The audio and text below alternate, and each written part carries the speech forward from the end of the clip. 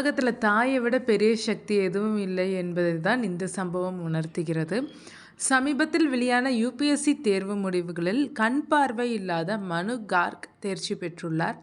8ஆம் வகுப்பு படிக்கும்போதே அவர் கண் பார்வையை இழக்க அவருக்கு ஒவ்வொரு வார்த்தையாக சொல்லிக் கொடுத்து இன்று வெற்றியாளராக மேடை ஏற்றி இருக்கிறார். இந்த தாய் அவர்கள் மேடை ஏறி வர மொத்த அரங்கும் எழுந்து கைத்தட்டி உற்சாகமூட்டினர்.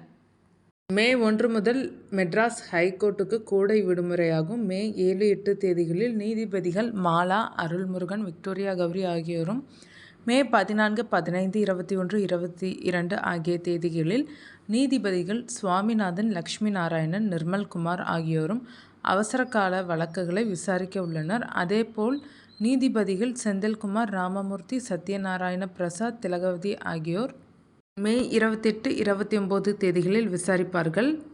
மே 1 முதல் ஜூன் 1 வரை சென்னை ஐகோர்ட்டுக்கு விடுமுறை அளிக்கப்பட்டுள்ளது.